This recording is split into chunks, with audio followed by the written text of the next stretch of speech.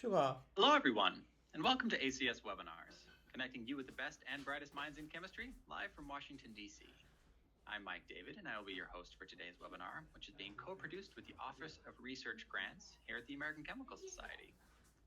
The slides for today's webinar can be accessed right now by clicking on the link you see in the GoToWebinar control panel. An invitation to view the unedited recording from today's presentation will be sent to everyone that registered. This will be open access for a 24-hour period, after which it will be removed, edited, and added to the ACS Webinars library as an ACS member benefit. Our moderator today is Laura Fernandez, who is recently become a program officer in the Office of Research Grants at ACS. Before that, Laura was managing editor at ACS Publications, where she worked with 10 different material journals. Laura received her BA from Mount Holyoke College and her PhD from Pennsylvania State University. She went on to a postdoctoral research appointment at the University of Minnesota, where she took on the role of scientific coordinator for a Energy Frontier Research Center. And with that, Laura, I'm pleased to turn it over to you to get us started today. Thank you, Mike. Hello, everyone, and welcome to Crafting a Standout Grant Proposal, Tips and Success Stories.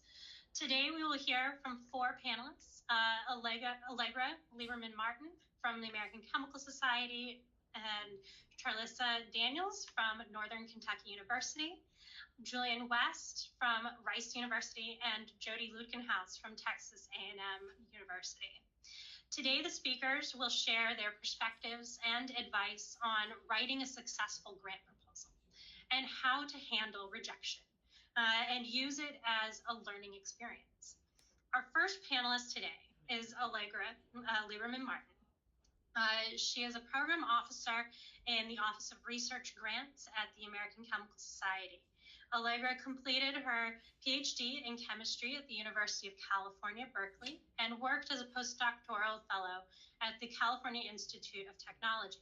Before joining ACS in 2024, Allegra was an assistant professor at Chapman University, where she taught organic chemistry courses and performed main group chemistry research with undergraduates. Allegra is passionate about inclusive mentorship and helping scientists develop their grant writing skills. Thank you for joining us, Allegra. All right, thank you, Laura.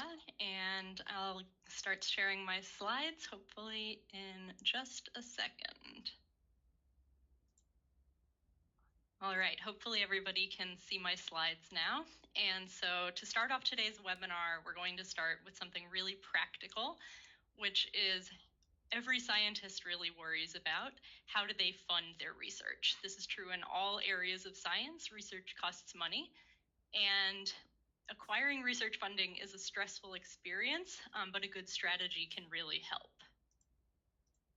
There are 2 important aspects to receiving grant funding. The first is one that you could probably guess: a great research idea, but the presentation of your idea is just as important as the idea itself.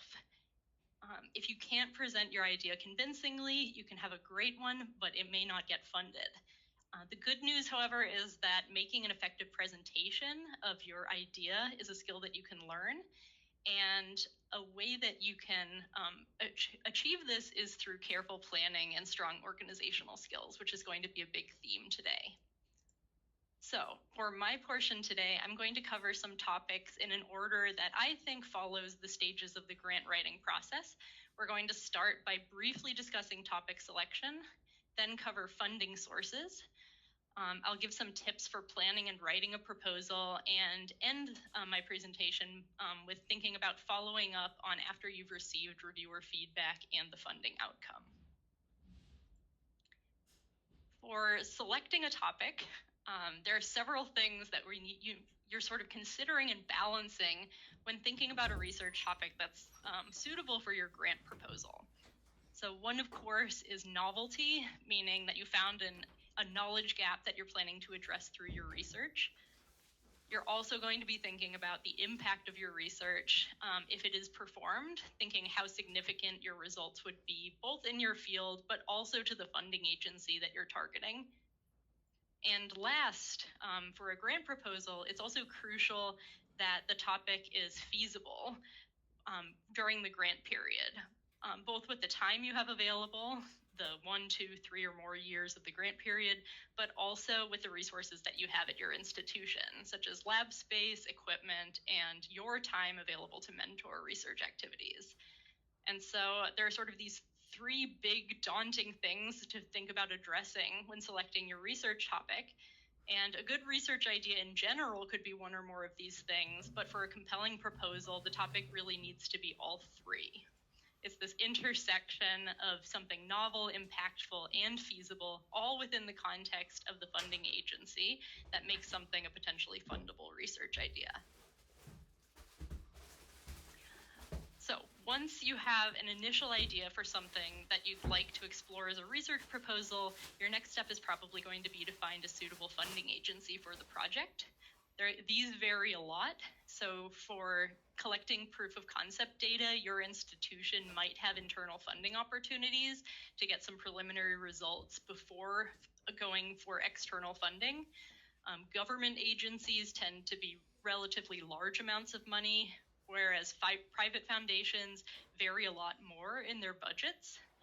Industrial partnerships are really attractive, but they often don't have open calls for proposals, and they may require you to sort of network to meet an employee at that company to initiate the project.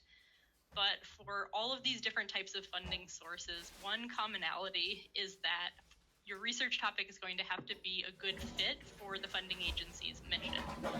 And this is something I'll highlight again later. A good way to determine this is by talking with a program officer. So for an example of a funding agency mission, Laura and I are both program officers at the American Chemical Society Petroleum Research Fund. So our agency's guiding document says that all of the research that we fund must be fundamental research, and it must be in the petroleum field, but this isn't the same as the petroleum industry. All of our grants have to be a new research direction for the principal investigator, and all of our grants have to fall within one of these 10 disciplines shown below. And this has a big impact for the applicant, because when submitting a proposal, the applicant needs to select one of these topics, and this dictates which panel ultimately reviews their proposal and makes funding recommendations.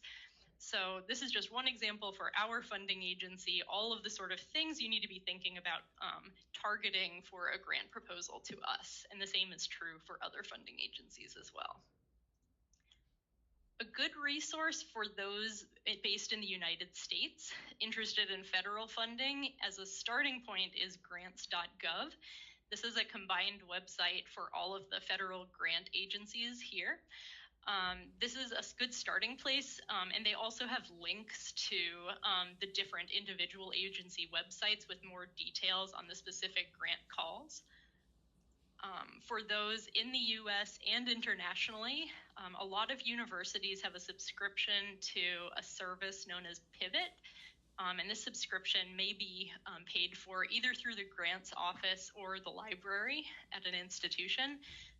The Pivot website has information about funding agencies and grants sort of all around the globe. And then outside of these resources, you can actually find a lot of interesting grant opportunities through internet searches. And I've also found it effective to look through the CVs of people in your geographical area, and also in similar research fields. You may find out about grants that they've had funded that you haven't heard about before. Another great thing that you can find on these agency websites, which can help you further check if your idea might be in scope for that agency or not, is that you can find information on previously funded projects. So for Petroleum Research Fund, where I am, our website has an annual report section, which has grant titles, the principal investigators, their institutions, the panel or the scientific topic that proposal was funded through, and also 1 to 2 page narrative reports that you can find.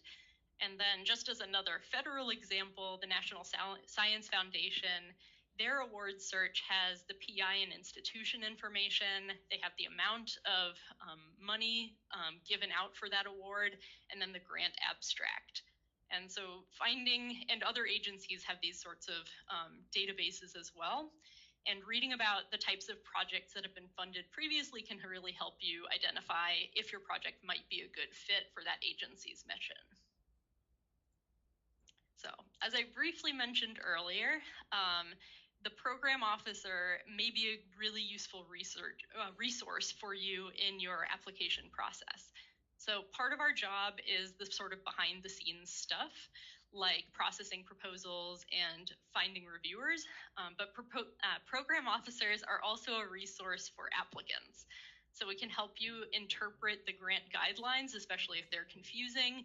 We can provide an opinion on whether we think your research topic is a good fit for our funding agency, and we can assist you with how you frame that research. For example, we might suggest that you emphasize fundamental aspects of your work, or maybe emphasize applied aspects of the work. And then later on in the process, which I'll talk about more later, we can discuss the insights that you get into your funding decision, sort of the behind the scenes stuff there. As you're getting ready to meet with a program officer, be prepared going into the meeting to be ready to discuss your research objective in moderate detail, have an idea of what your proposal aims might be, and also be ready to explain why you think that your project is a good fit for their funding agency, and of course bring any questions that you have. All right, so now imagine you've selected your research topic, you have a grant program in mind, and you've possibly checked in with a program officer. Before you start writing, I would recommend doing some even more detailed planning. So I'm going to break this down into sort of two types of planning. I'll talk about planning the research first, and then talk about planning the application next. For the research, I've sort of framed this in what's known as the 5 W's: who, what, when, where, and why. And across all of these questions, it's helpful to keep in mind the budget for your grant and also safety concerns related to the research that you're proposing to do. For who you're going to be thinking about your research team that you're going to be assembling, is it undergraduates, master's students, PhD students, postdocs, or a combination? And would your research benefit from having a collaborator or a co-PI? For what, you're thinking more deeply about the type of experiments you'll be performing, what equipment is required, and do you have that in your group, in a user facility, or through collaboration? And then what supplies would you need to purchase to perform the research, and what would those cost? For when, you're thinking about the time frame for the project in more detail than just the grant period, and even down to the level of thinking about, for the different aims that you're proposing, are those going to be done in series or in parallel? How exactly is this work going to get done, and when might you publish it? For where, you're thinking about the resources at your home institution. Is travel needed for the project, including conference travel or maybe even field work, depending on your research field? And why is thinking big picture about scientific significance or societal impact. And the societal impact could be something that incorporates earlier aspects of this, like training next generation scientists as one of your impacts. So I was just talking about sort of how you plan the research itself, but then there's also planning for your grant application. And remember, like I mentioned earlier, the research itself is only half of the battle, really. The presentation is just as important. So you're going to have to strike a balance between writing and also communicating. And I'll go into a bit more detail about this. Writing is sort of what you would expect. You can sort of look and see what are the different sections of the proposal application that are necessary. This is almost always an abstract, a proposal narrative, your CV, budget information, and then other documents. But then communicating is a little bit more varied. For this, you could be thinking about contacting your program officer as questions arise. If your institution has a grants office, they probably need to be kept in the loop, and you may have to complete certain aspects of your application even weeks in advance of the deadline for them to route things. If you have collaborators or co-PIs, you're going to be communicating with them to let them know what you're proposing, what you need from them, and possibly coordinating writing and other documents. And then last, it can be really helpful to reach out to your network and figure out who are some people that could provide feedback on a draft of your grant proposal. Incorporating their feedback could help you put together a much more polished document. And if you know people who have been successful grant recipients in the past, they may also be willing to provide you with examples of funded grant proposals. Once you get to the proposal itself, it's good to stick to sort of the standard format of what what reviewers are going to be expecting. Many proposals are going to start with an abstract, which is a more broad overview of your project and its significance, written in slightly more general terms than the rest of the proposal. A section dealing with background and significance is really where you're going to show in-depth knowledge of the literature. And here you want to balance older and more recent references. And this is also a good place to work in that knowledge gap that your proposal is addressing. It's nice to keep this section fairly short so that you get to the specific aims of your proposal fairly early on in the proposal. And here, these are going to give an overview of the different sub-projects that you'll be completing in your investigation. And after outlining those specific aims, you get into the narrative section of the proposal, which may be known as a work plan or something else. And this elaborates on those specific aims in more detail. What experiments are you going to perform? What outcomes do you expect? And the strongest proposals tend to incorporate testable hypotheses into all of the different aims, and then are open about potential challenges and alternative plans if things don't go according to plan. For some general advice, earlier on I mentioned sort of planning and organization, and a lot of my advice for writing the proposal speaks to that. My biggest advice would be to make it as easy as possible for the reviewers to find relevant information. So having a clear structure that you stick to throughout the proposal, and then using font variants, bold, italics, or underlining in order to catch the eye, but using those consistently. Having graphics and tables can also break up big blocks of text and make your proposal easier to follow.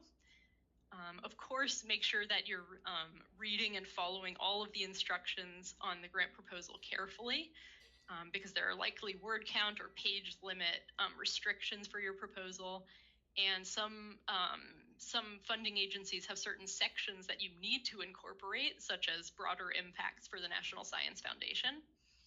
And throughout, for when reviewers are looking at it, it helps if you explicitly address all of the review criteria somewhere in your proposal, possibly even bolding it or underlining it to sort of highlight exactly where it is.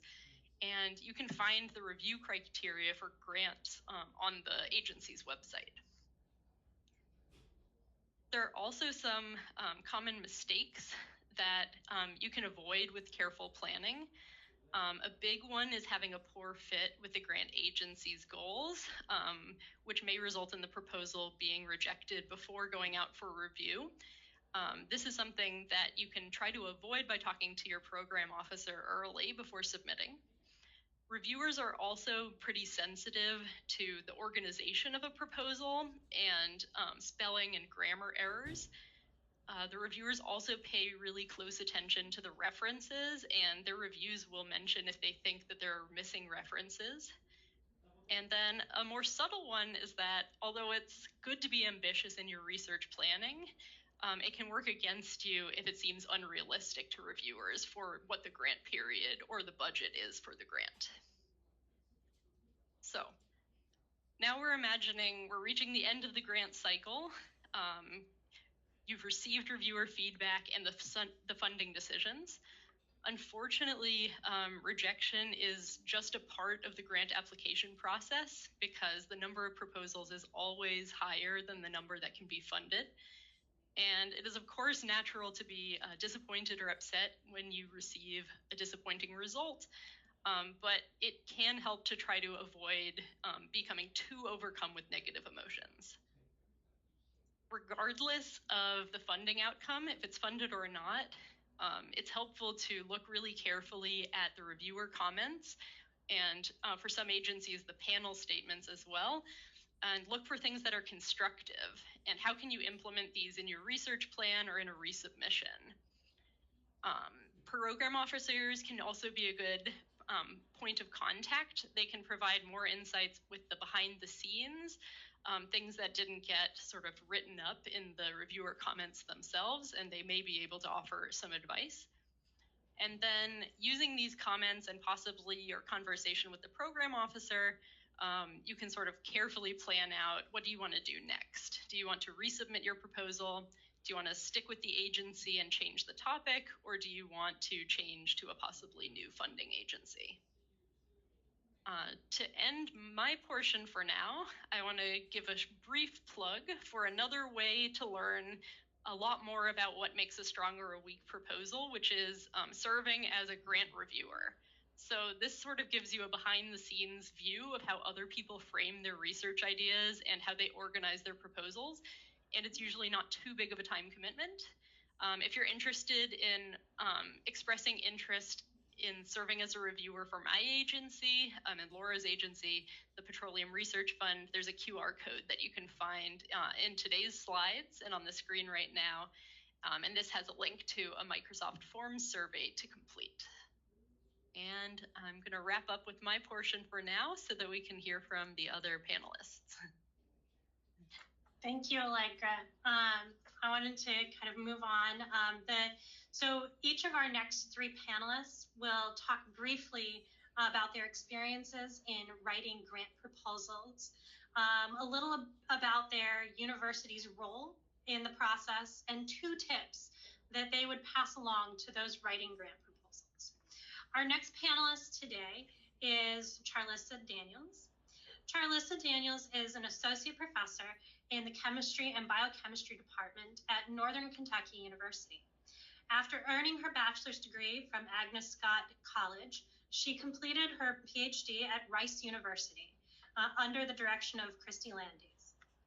She began at NKU after completing postdoctoral studies at Trinity University in Texas with Michelle Bushy. Charlissa's research focuses on small molecule transport through stimuli-responsive polymer monolithic materials with the intent on improving water remediation tools, materials, and techniques. This research aims to contribute to water security solutions around the world.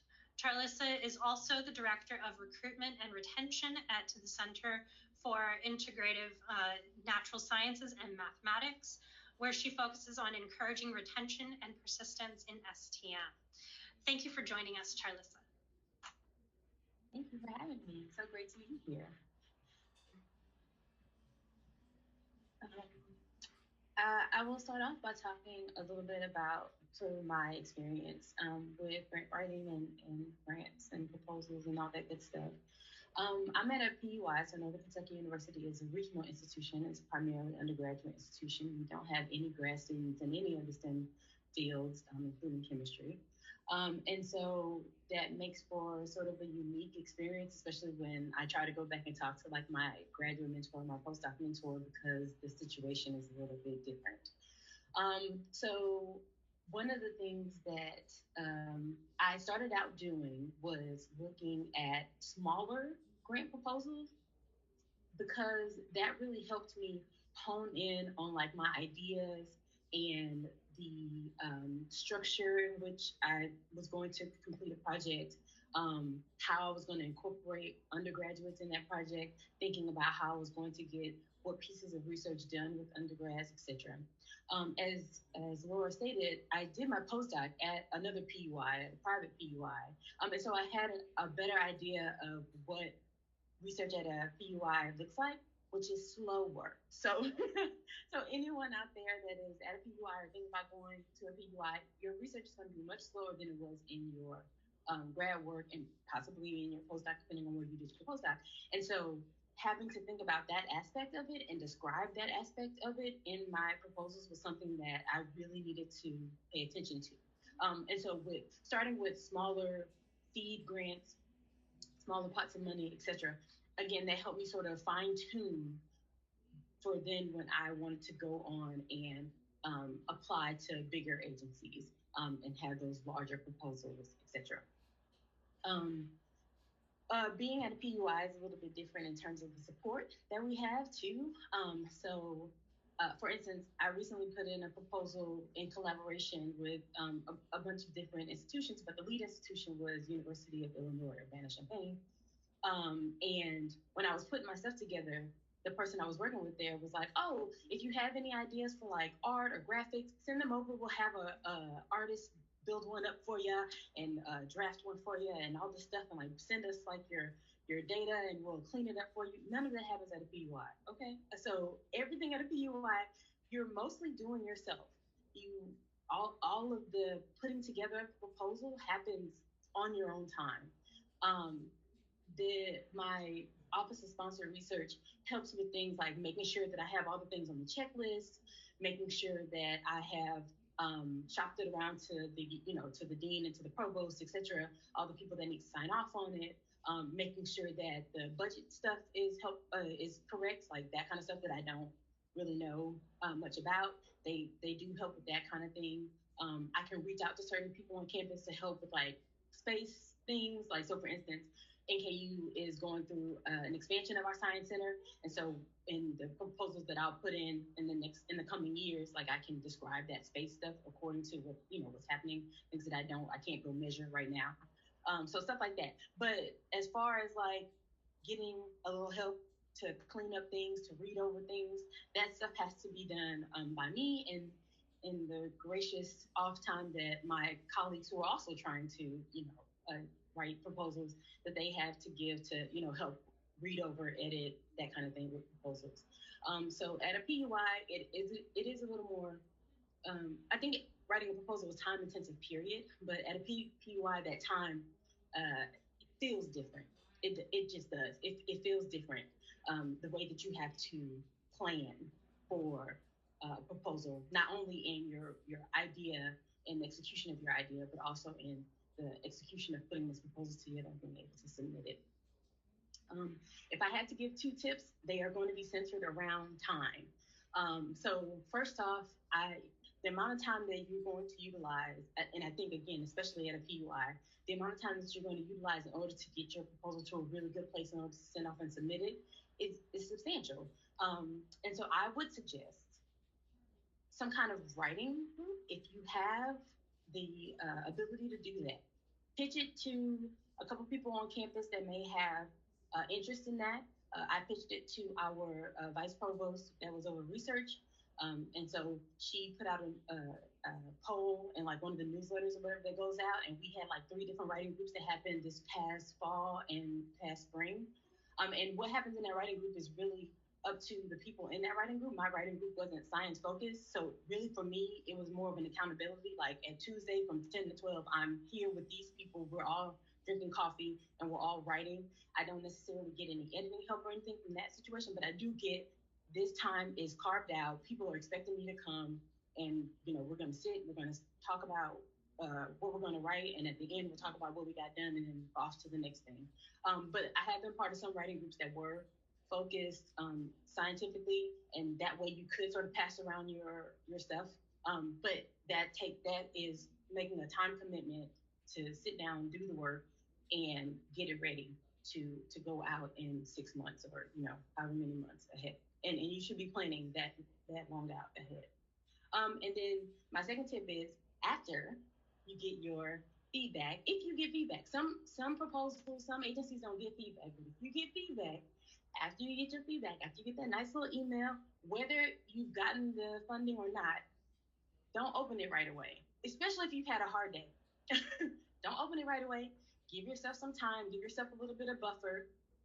If it was a rejection, go take a kickboxing course, go run, go watch a really funny movie, or if you're into horror movies, a really scary movie, go do something to take your mind off of it, then come back, then read the comments, cool down again, but use that time to sort of be able to hone in on the constructive criticism.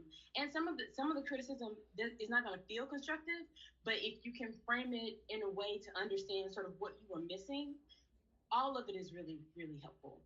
And so, yeah, so when you're crafting a proposal, just having, it's going to take time. And you're going to have to be able to block out that time. And you have to get creative with it, especially if you're, busy, you got the kids, you got the this, you got the that. You're going to have to get creative with how you block out that time in order to get yourself to a really nice place in order to submit a good proposal. Thank you, Charlissa. Those are some great tips. I'm sure we'll have lots of questions later. Our next panelist today is Julian West. Julian West began his chemistry career as an undergraduate at University of British Columbia with Glenn Samus, followed by a PhD from Princeton University, where he was an NSF fellow with Eric Sorensen. After graduation, he was an NIH and Resnick postdoctoral fellow at Caltech in the groups of Harry B. Gray and Brian M. Stoltz. He began his independent career at Rice University in July of 2019, where he has been lucky to discover a range of new radical reactions using earth-abundant elements with some fantastic students and postdoc coworkers. Thank you for joining us, Julian. Awesome. Thank you so much for the kind introduction, Laura, and really, really happy to be here. So to go through sort of these three questions here. So my experience with writing grant proposals. So I'm at a sort of very research active R1 sort of small private university, but with a large graduate program. So a lot of the grants that I've applied to and my colleagues applied to are sort of the large federal agency grants. So I've applied to NIH, NSF, DOE. I applied to those pretty regularly. I've also applied to state funding. Definitely that's something that I recommend looking at. Wherever your institution is, whether there's some more local funding, whether that's at the state or the county level. So for instance, in Texas, we have a big sort of state institute called the Cancer Prevention Research Institute of Texas, CPRIT, which provides a lot of funding for chemistry, actually, interestingly. And but again, that's something that you need to be within Texas to apply for. And I know that other states have different sort of more targeted research opportunities. And again, it's something just thinking beyond sort of the federal agencies that can be really, really helpful. And then I've also applied to foundations, including ACS, VRF, and also we've been lucky to get some funding from industry, very much like Allegra said, that's very kind of networking dependent, and definitely hard to predict. But so I've applied to lots of different grants. I've been rejected from a lot, gotten some, gotten enough. So grant writing support offered by the university. So I think our support is somewhat similar, but more to what Charlissa talked about. So we have a dedicated grant specialist in our department, in the Department of Chemistry, who helps with making sure that helps with coordinating the proposal, making sure all of the university institutional approvals are done on time, uploading everything into Fastlane or ERA Commons, whatever the submission website is. One thing that's really helpful is our specialist, Alma, who's fantastic, prepares the budget. And then she can also give really good feedback on the non-scientific parts of the proposal. So these are things like facilities and other resources, the sort of budget justification, and then also with the proposal and all the other documents, making sure that the formatting is correct and that you don't get your grant declined because your margins were slightly wrong or you had a figure jutting out into the margins. So yeah, she's definitely saved a few proposals from that auto rejection, which has been really, really helpful. We do have an office at Rice that can give some technical feedback, so scientific feedback on proposals. I haven't really used that office too much, but it is there, and that's a difference. We don't have somebody who will put together our figures like UIUC, so we have to do all that writing and sort of figure composition ourselves. But yeah, definitely, I think that in terms of the mechanics of submitting a proposal, I think that we're really lucky at Rice. So 2 tips I would pass along, at least from my experience. The first one I think, will maybe connect for chemists, which is to, approach grant writing like you would your research. So, to approach it very experimentally and somewhat empirically as well. Basically just don't be afraid to try different ways of writing a grant. So, like Charlissa said, try out a writing group. Maybe that will work for you. Maybe you find that you end up actually writing better on your own. Maybe starting really early is really good for you to, write a grant, or maybe, you're someone who really flourishes under that pressure of an impending deadline, and, just try different things and see what works. And, that what works may also evolve and change over your career. Again, what really seemed to work, in your first few years, maybe you'll find that, as your life changes, your responsibilities change, your experience changes, maybe how you're able to most effectively write grants also changes. And so the second piece of advice, I think is really well summed up actually by Mick Jagger of the Rolling Stones, which is you can't always get what you want, but if you try sometimes, you might find that you get what you need. So again, it's just kind of this idea that, again, I've certainly been rejected from a lot of grants. It sucks. It really doesn't feel great. But, again, if you can just try to keep in your mind, and at least I try to keep in my mind that, if I try, and if I keep trying, then enough things are going to work out. Obviously we want everything to work out, but, you'll get enough, and just sort of trusting in that process, I think is good, both for resilience and also just for, living a more sort of happy existence where it's not stressful all the time. Thank you for that, Julian. That's great advice. I think we'll move to our next panelist, who's Jody Lutkenhaus. Jody Lutkenhaus is a professor, associated department head, and a holder of the Exalta Chair in the R.D. McFerrin Department of Chemical Engineering at Texas A&M University. Lutkenhaus received her bachelor's in 2002 from the University of Texas at Austin, and her PhD in 2007 from Massachusetts Institute of Technology. Current research areas include polyelectrolytes, redox active polymers, energy storage, and composites.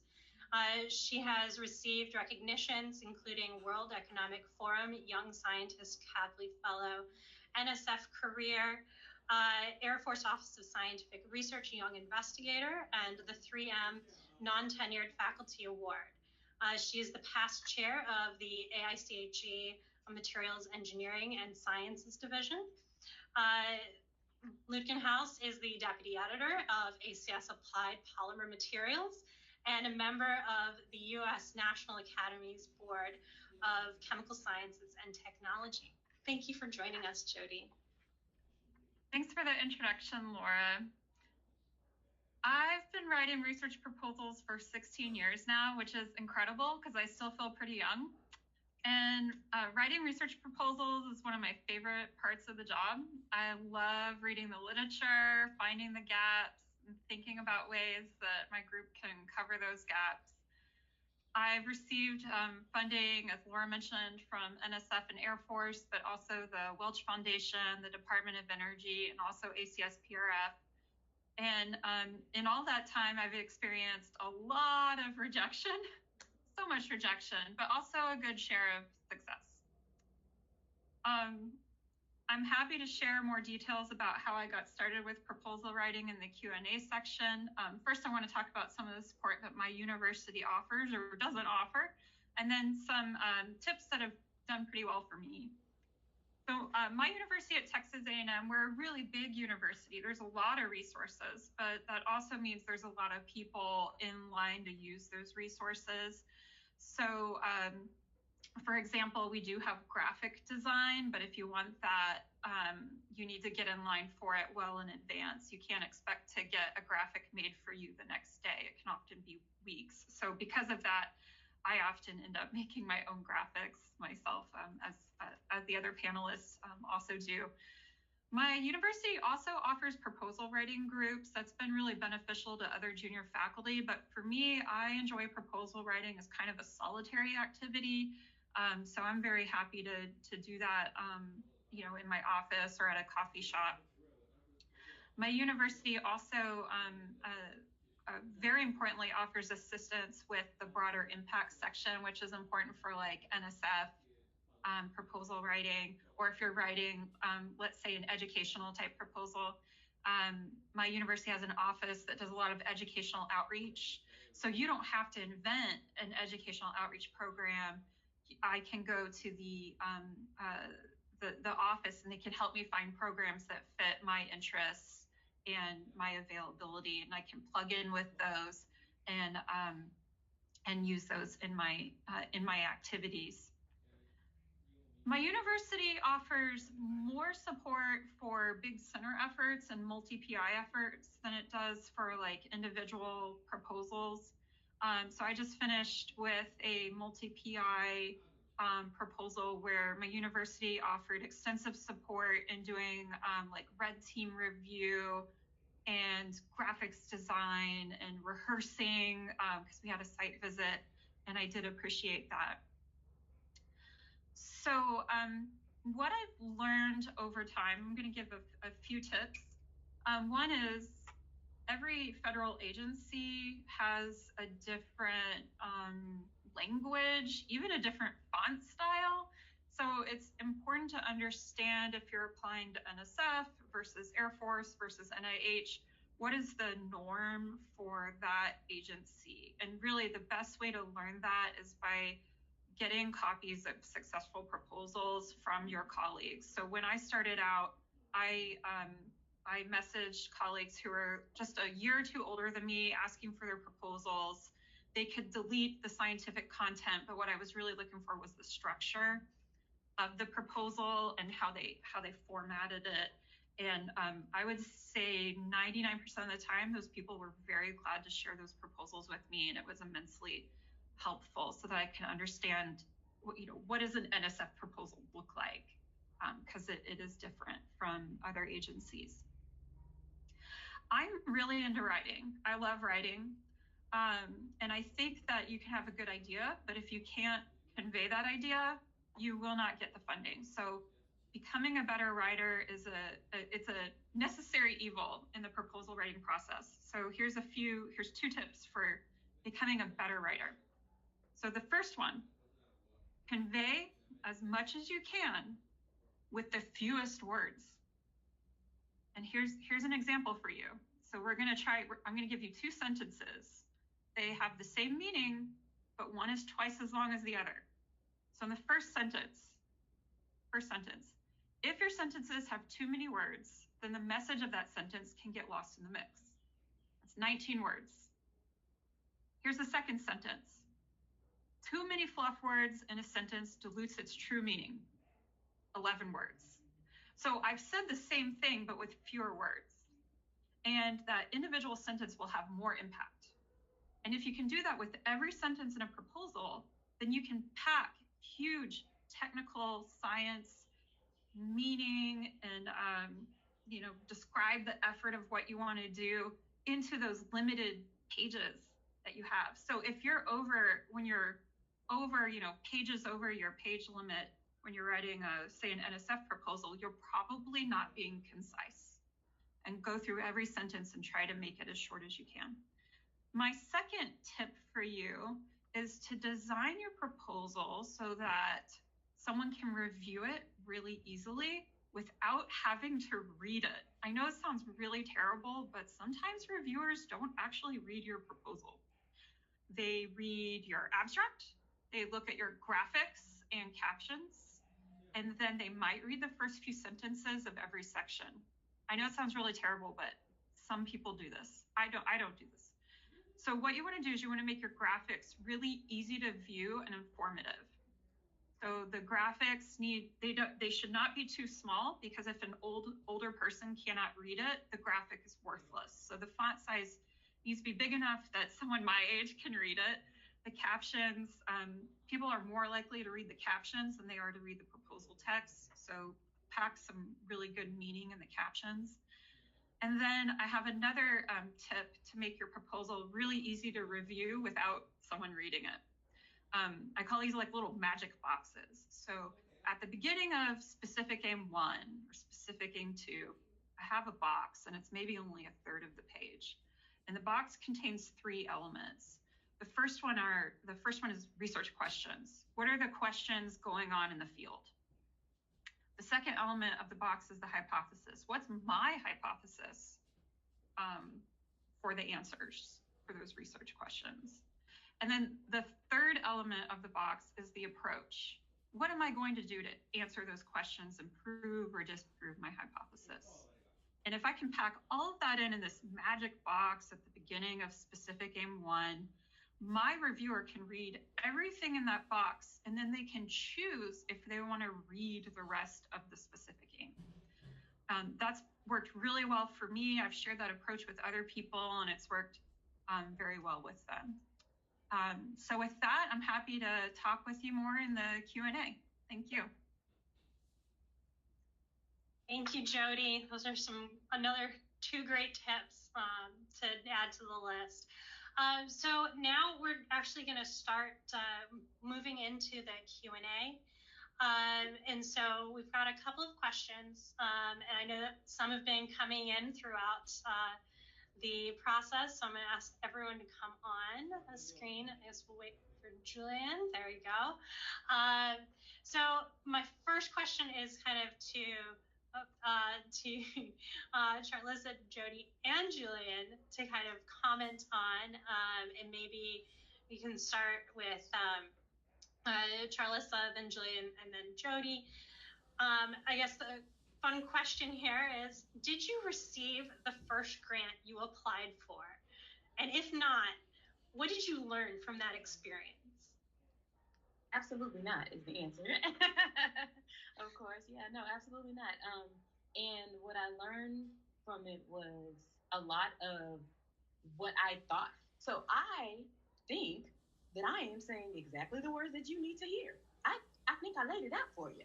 But what happens when you get your reviewer comment is you can see, like, you can draw the circle of, oh, I meant this, but those words can mean something else, right? So it was sort of learning more about how to write in just the right vein, and learning more about how to do that succinctly, like Jody said earlier, sort of how to do that succinctly and how to use the correct words to convey exactly what it is that you mean. And you can do both, but it takes a little bit of finger wagging from a reviewer to get you to do it.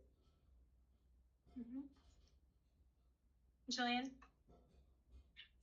All right, so funnily enough, the first grant that I applied to was ACS PRF, Doctoral New Investigator, and I was not successful in that first application. It was, again, maybe 3 months into my faculty appointment, and Yeah, I think there were definitely some learning opportunities. I mean, one again is sort of getting used to this, sort of picking, getting back up on the horse or back on the balance beam after falling. So some of that resilience, but I think another thing that is hard to figure out, especially in these sort of earlier stage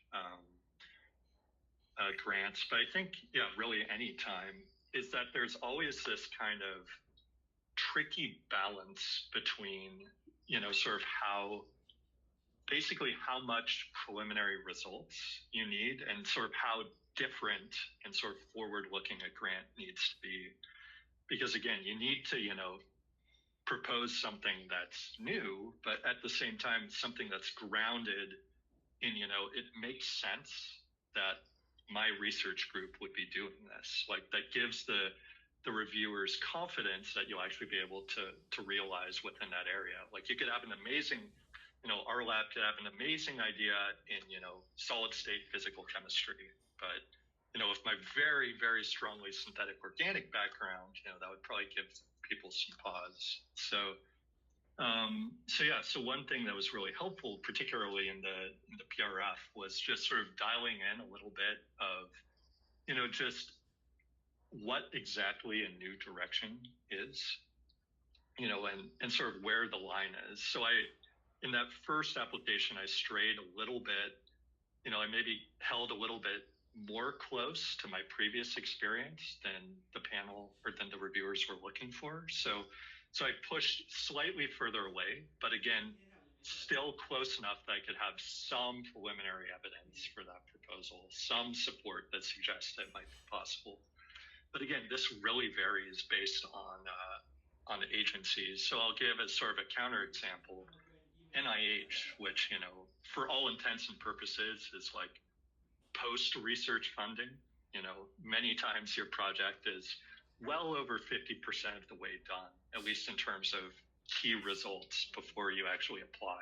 So it really depends on the agency, and even within the agency, specific panels. So sort of getting a feel for that is really helpful. So like Jody said, getting previous proposals from colleagues that are comfortable sharing that can be really, really helpful for calibrating. And the other thing too is just running the experiment, sending in the proposal. Again, that's what I did with PRF, and I got useful feedback from that. I submitted again the next October, and then I was successful. So, Jody?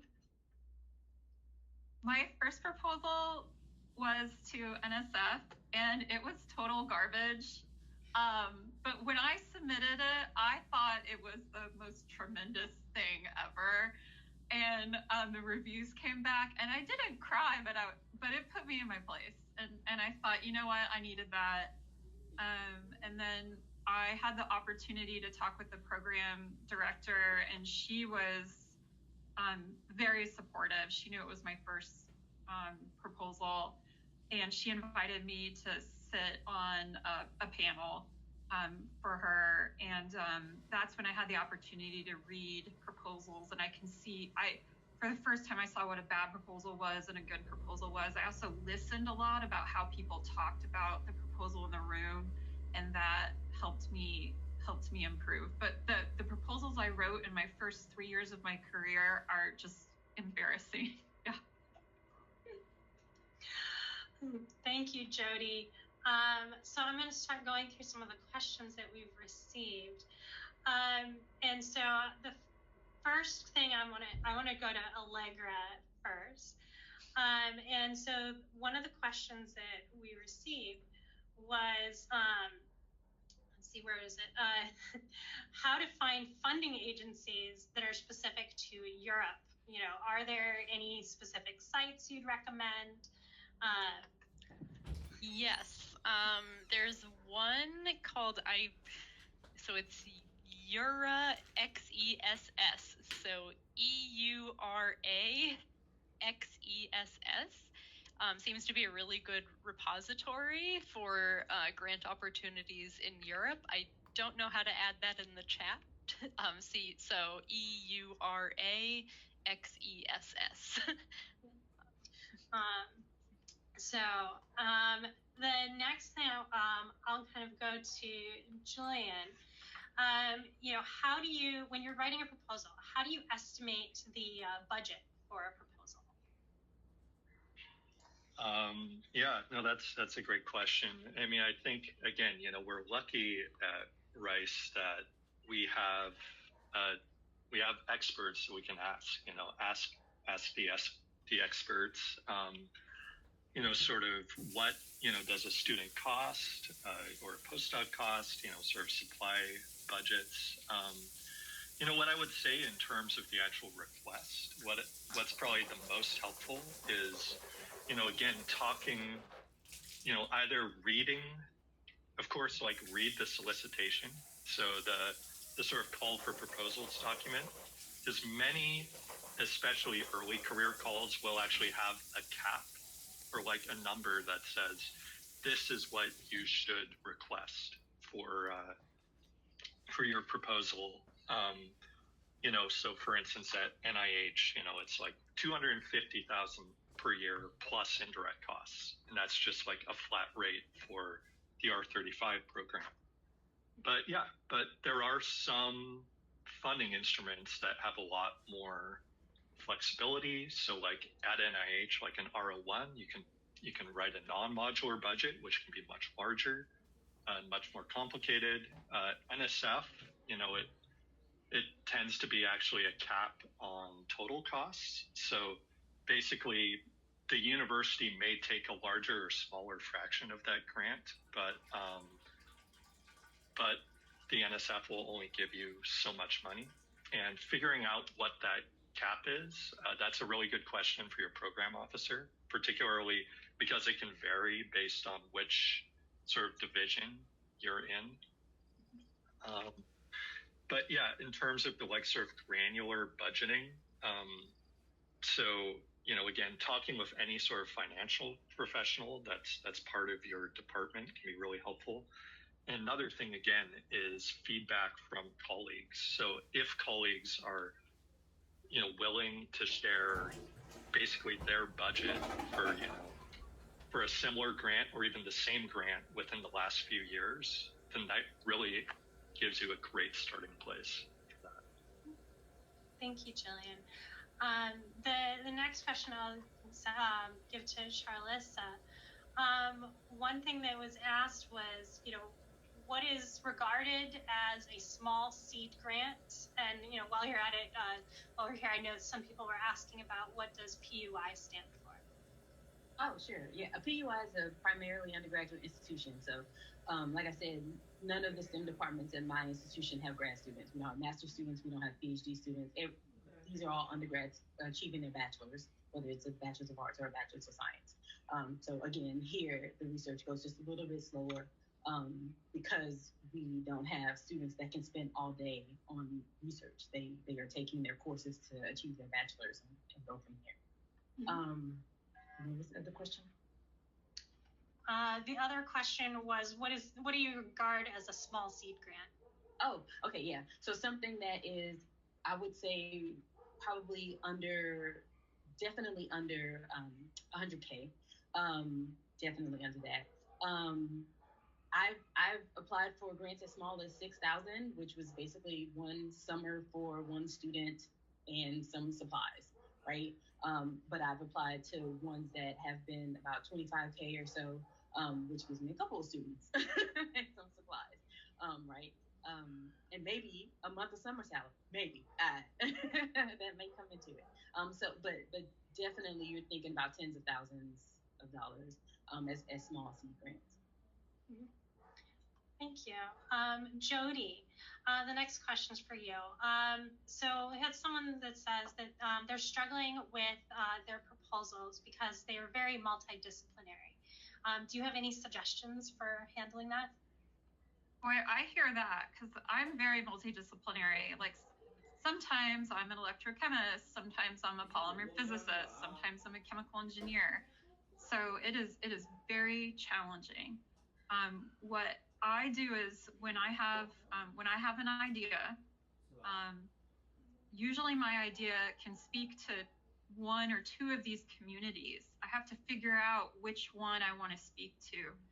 So I find maybe the top two programs within the agency that I'm questioning. Maybe I want to submit it to program A or program B. Before I contact the program manager, I look at what was funded in that program beforehand, if that information is available. And importantly, I look at who was funded, because those people who were funded are going to review me.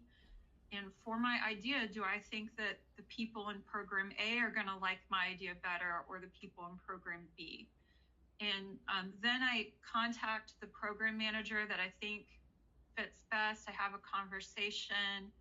And then from there, I write my proposal as if imagining those people are reviewing it. So I may change the language a little bit. Like if I'm trying to go more chemistry, I avoid the words optimize, I avoid the words engineer.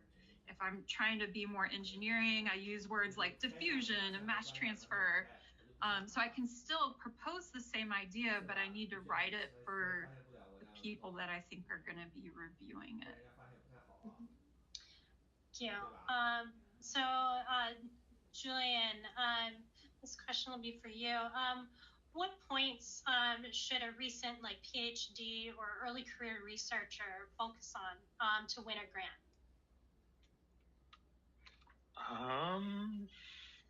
Yeah, I mean, I think, again, it really depends, on everybody's situation, what sort of specific points are. I mean, I would just say, the biggest point to focus on is just to apply, just to try, again. So so I grew up in Edmonton, so up in northern Canada, home of number 99, Wayne Gretzky, arguably the best hockey player of all time. And one of his big quotes, I think, is just good advice, is, you miss, 100% of the shots you don't take. So, just trying to apply, with the caveat that, don't apply so much that, you are miserable, and that, affecting your health, your happiness too much, transient stress maybe sometimes. And then the other thing too, again, is at least I found, there was one period where I did really, really push the envelope with applying. I did find that the quality of the proposals, because there were so many at once, definitely suffered. So, again, it's not a situation where, more is always better and it scales just linearly. You can just keep adding proposals and they're just going to keep staying the same amount good, or the same chance of getting them. So, again, definitely, just sort of as much as you can, at the level that makes sense for you, just keep applying, try to brush off those rejections as best you can. And start early. Okay, sounds good. Charlissa, the next one's for you. So it says, I want to ask more about writing groups. What format do you find the most helpful? Accountability group where we write at that time, or group of folks in similar fields that can help write, edit, bounce ideas off of? So for this also is going to be personal, but for me, it's the accountability piece. It's just carving out the time to sit down and do the thing. Whether it is reading, whether it is writing, whether it is mapping things out. For me, what's been most helpful is just being able to carve the space and know that every Tuesday, every Thursday from 10 to 12, I'm doing this thing. Don't bother me. There's a sign on my door. Don't come looking for nothing. My students know when they can find me, and just not at Tuesday and Thursday from 10 to 12. It's other times. You can come any other time. Any other time you can come see me. But that time is for me. Now, getting the feedback from my colleagues is helpful, but not during writing time. Because during writing time, I want to be doing something, actively working on a proposal. And while editing and getting feedback is helpful, those conversations, sometimes they go off on completely different tangents. And so I would do that outside of that Tuesday, Thursday block. For me, it's Tuesday, Thursday. It could be whatever it could be. But outside of that block, I get that feedback sometimes, and that also depends on my colleagues, because some of them work really well at midnight. That's great for you. I need my midnight time to do something else, like right. So for me, it's just being able to carve out that time to have it for myself to do all the things that I need to get those ducks in order. Mm-hmm. Okay. Thanks, Charlissa. Jody, you talked about kind of identifying gaps in literature, and how do you go about doing that? Identifying gaps in the literature, it's very tricky and nuanced. So what I do is I read a lot of reviews. Usually the reviews need to be pretty current, because an old review may say, oh, we need to work more on topic A, but that was 5 years ago. So everybody's already written a proposal on topic A. So you need to read a lot of reviews. You might see consistent themes emerging, but I have found in my experience the best place to find those gaps is in-person conferences, where you sit in a session, maybe you hear some talks, and you listen to the questions people are asking of the speakers, and you think, oh, I can answer that one. And then that's the proposal you write. And the person who asked that question, you put them down as a reviewer. So I think there's a combination of reading and listening that needs to be done. Okay, thank you, Jody. So let's see. We've got a lot of questions coming in, so sorting through them all. So I guess this is a question for all of you. Do you think that having an industrial partner increases the chances of a grant, or does it matter who your collaborator is? Yeah, Jody. I can comment. It really depends. If it's like a really basic science proposal, it may not sway it one way or the other. But if your proposal is more on the manufacturing side, getting closer to a higher technology readiness level, that can be advantageous. And that's something where you would want to check with your program manager about that. Mm-hmm. Yeah, Julianne. Yeah, and just quickly, there are some grant mechanisms where specifically you need an industrial partner. So like an example is like the NSF goalie program. Like you need that industrial collaboration to even be eligible to apply.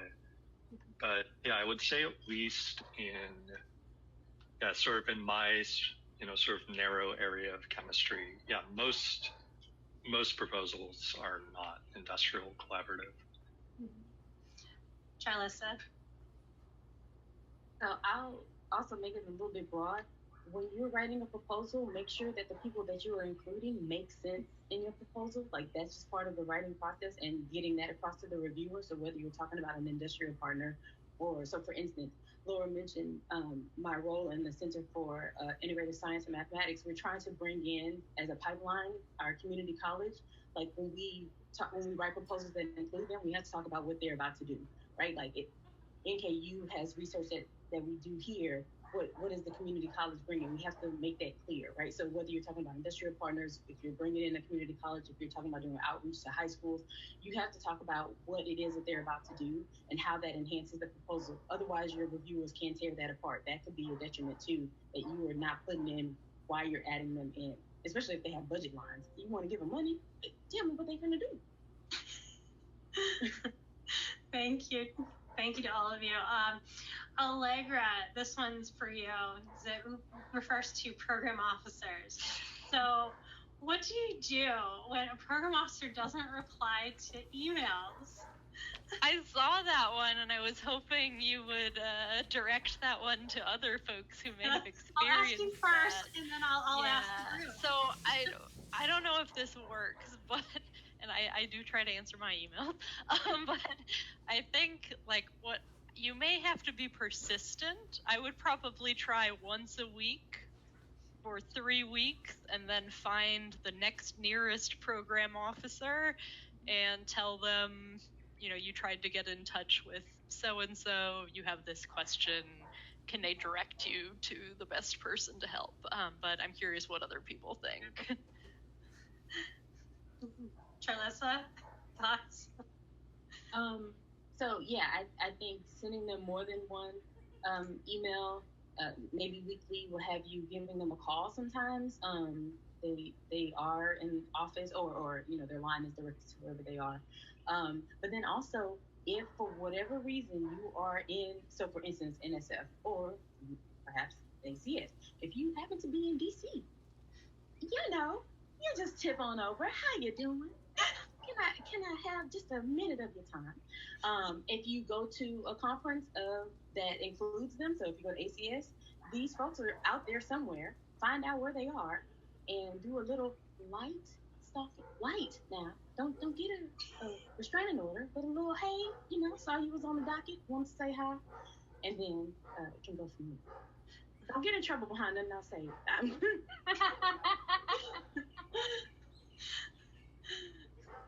And Julian or Jody, do you have any advice on that? Just quickly, I think this is like good practice for just emails in general, is just to have like a specific ask as well, instead of just saying like, oh, could we meet, could we meet to, discuss this, like, propose specific aims document, or, get this kind of specific feedback. So then, it just makes it a little bit easier to get over that sort of activation energy of setting up the meeting. Yeah. So I know that we're coming up on time. I want to give our panelists a chance to kind of give some final thoughts. I guess I'll start with Allegra, doing the order that we went through. Allegra, do you have any final thoughts before? I think I'm supposed to go last for the slide, so I will pause for now, but I will be back. Okay, Charlissa. I mean, again, my theme is going to be about time. So when you submit a proposal, most likely it's going to take you about 6 months to hear back from that program officer or the program or what have you. I would say utilize that time to start on the next one. Assume that you're not going to get the funding and start on the next one, and think about ways that you can direct that towards another agency. But time is going to be your biggest foe, and it could be your biggest friend, but often it's our biggest foe. And so figuring out how to use your time wisely in order for you to get yourself a nice proposal to send out the door. Yeah. Julian? Yeah, no, I definitely, again, just sort of finding something that works for each individual person is really good. One thing that wasn't touched on, but that I just wanted to quickly say, one other thing that helps a lot, in my experience at least, is having something published in the general area. Again, just to like give reviewers that confidence that, you can do the research, that you kind of know the area. So, definitely I know that in my NIH reviews, having publications was a major, major plus in those reviews. And, again, it's just about sort of, supporting, the grant is a persuasive document, right? I think this is important and you should give me money to do this. And then, that having that kind of evidence is a big part of that case. Jody?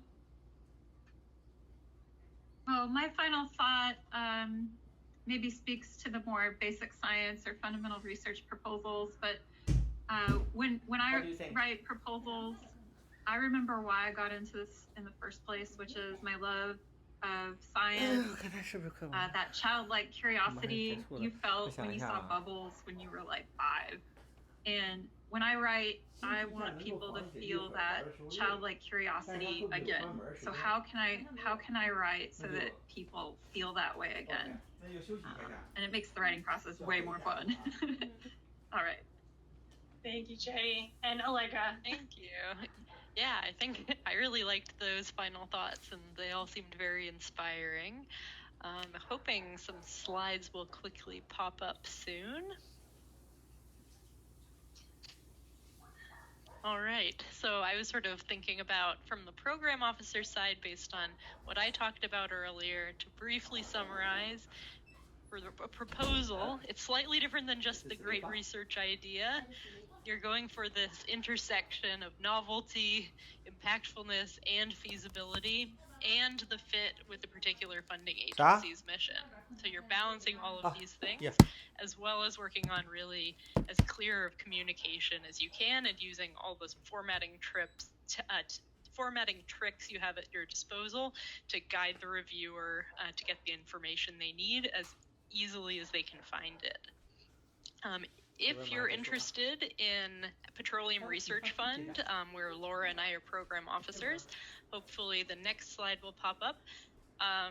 Please read more about our funding mission and research areas and consider submitting a proposal for our next funding call, which starts in mid-August. And thank you to all the panelists and to Laura for moderating today.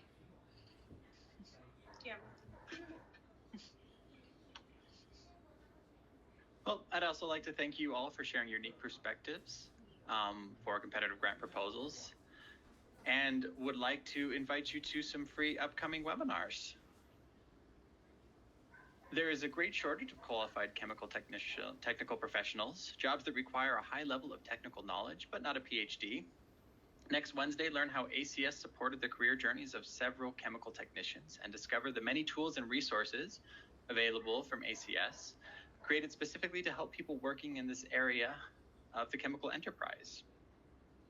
Many people who are neurodivergent have executive function challenges, which can prevent them from demonstrating their content knowledge. However, students and scientists who are neurodivergent can flourish with more awareness, better supports, and career preparation.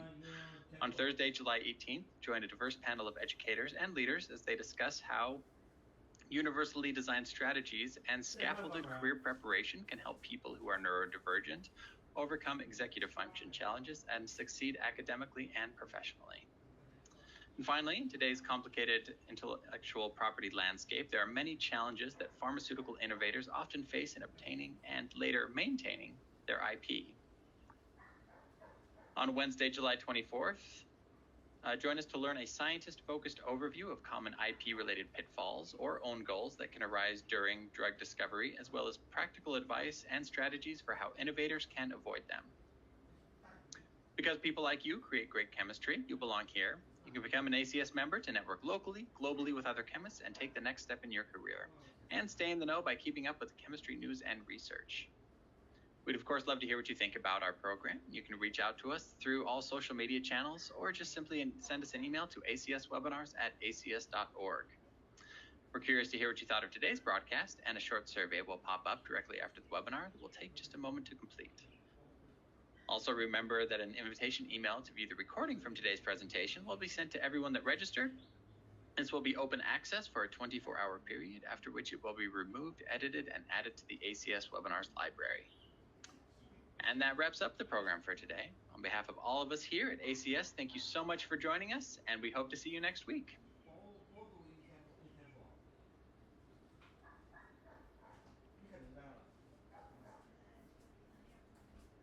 你怎么你就觉得人家花钱呗，5刀你都不去啊？